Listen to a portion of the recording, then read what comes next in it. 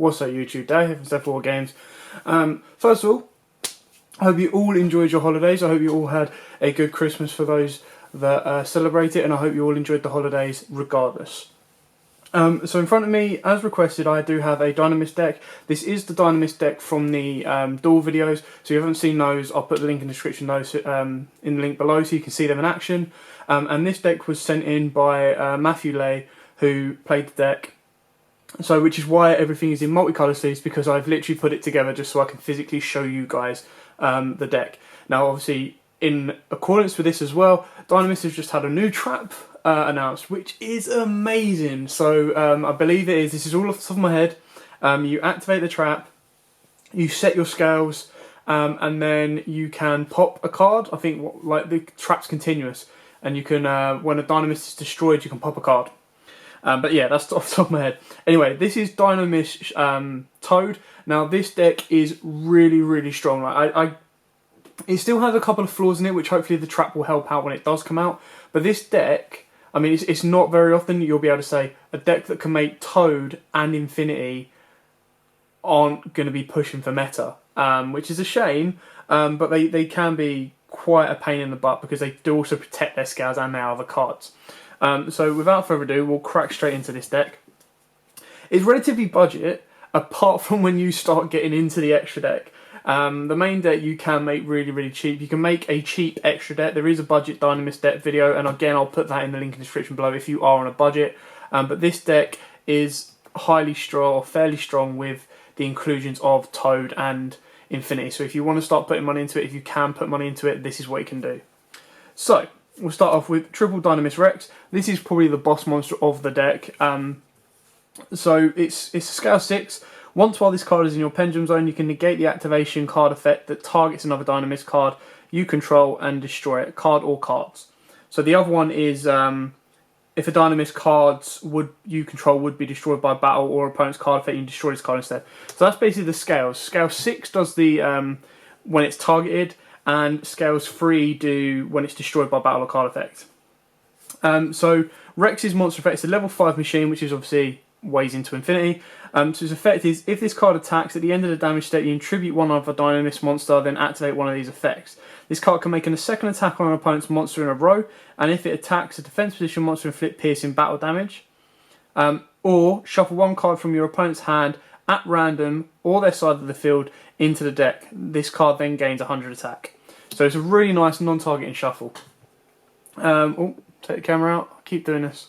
Next up, you play Triple Dinomist Spinos. Now this is a scale 3 effect. I should probably zoom in so you guys can see the cards a bit better. That would help. There we go.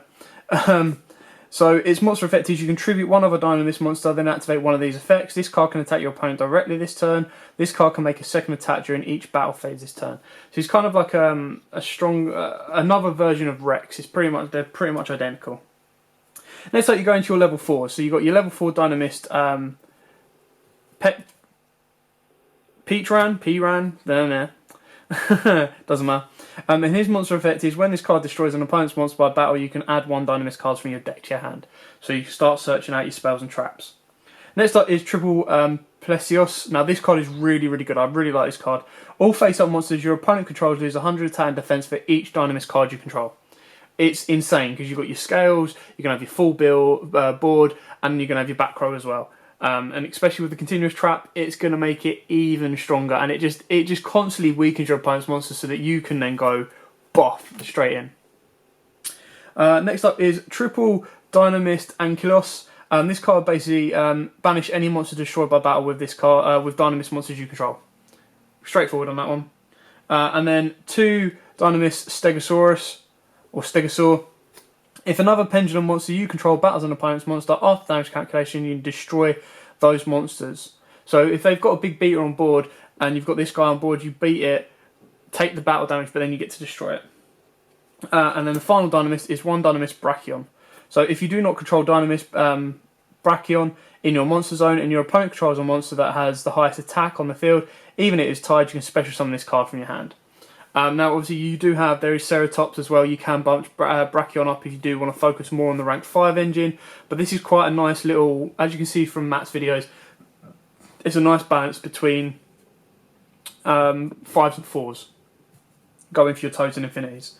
Now next up is the engine that will change. You'll probably want to go more pure when the new track comes out. But Matt plays triple Master Pendulum, the Draco Slayer. Very straightforward. He's pretty much pot fodder. Once all his cards in your Pendulum Zone, you can target one card in your Pendulum Zone and destroy it. So it just helps you build up your extra deck as well. You can easily drop this down. You can easily take it out completely. Because I guarantee when the new track comes out, you're going to want your more Dinomists. Double Vector, this one just negates all card effects in your opponent's Pendulum Zone, so if you're playing up against Metal Foes, it will stop them. And then the one Luster Pendulum, because you can only play one, and this is your way into Ignister, so it's a really nice card. And then finally coming up for the monsters, you've got one Rescue Hamster, really good card for the Dinomist, helps them out quite a lot. And then double Maxi for the draws. Now again, you can take the Maxis out whether you prefer to play them or not. Again, it's entirely up to you. Me personally, I don't like Maxi, but I understand why it's needed. Next up for your spells. So you play 3 Dinomist Charge. This card is really, really good. So when this card is activated, add 1 Dinomist monster from your deck to your hand. Once per turn, if a Dinomist card is added from the field to the extra deck face up, add one of those cards to your hand. You can only activate 1 Dinomist Charge per turn.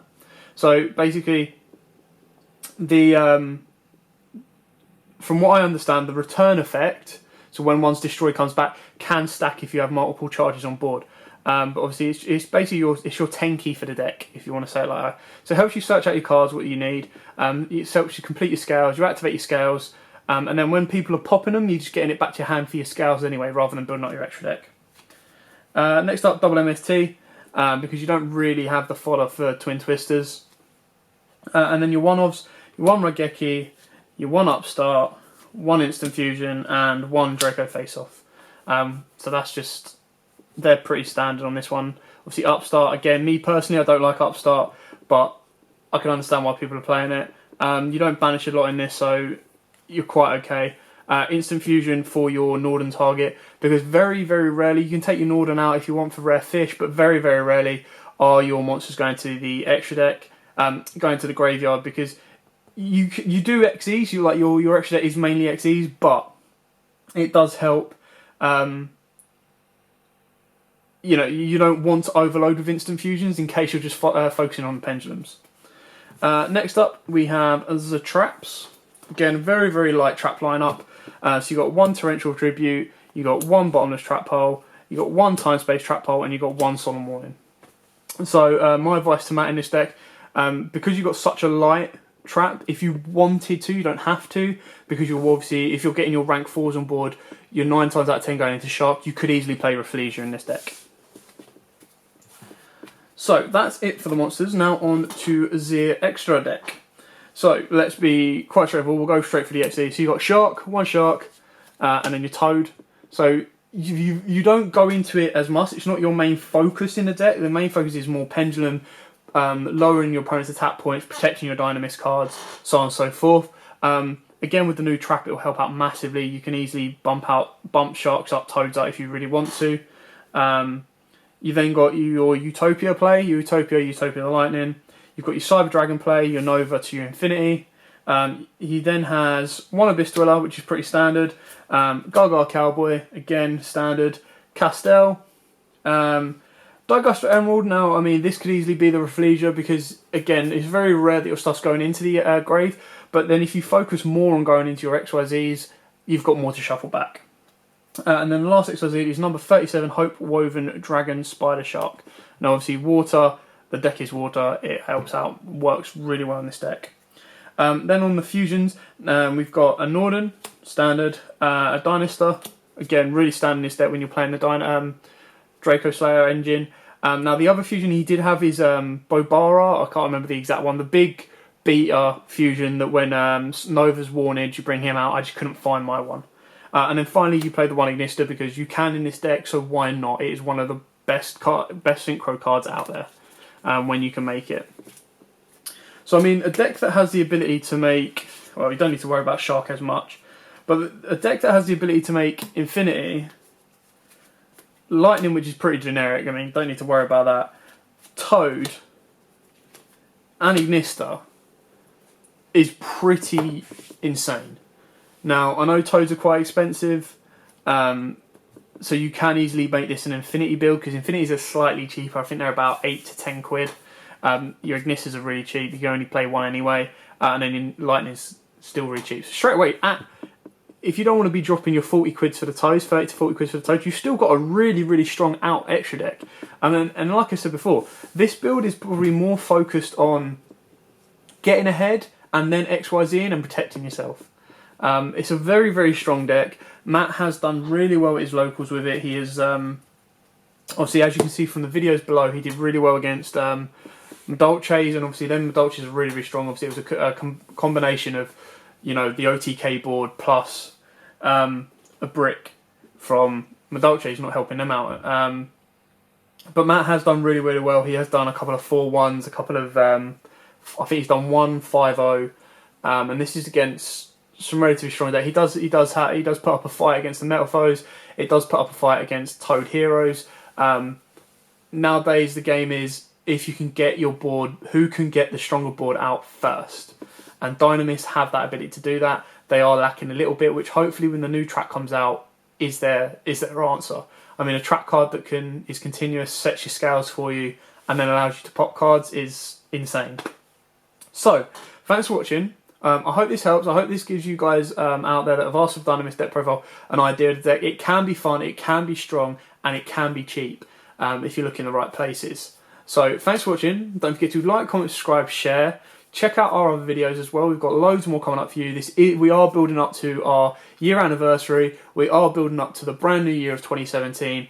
And we have so much more for you. We've got regionals coming, we've got DDDs coming in the new year, we've got Raging Tempest with Zodiacs or Zodiacs. I love how they changed the name. As soon as I learned how to say Junishishis properly, they changed it to Zodiacs. Should have just kept it as Zodiac.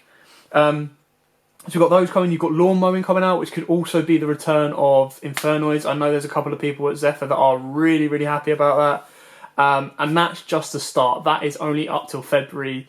You've got the Yugioh movie in February as well, which is going to be amazing.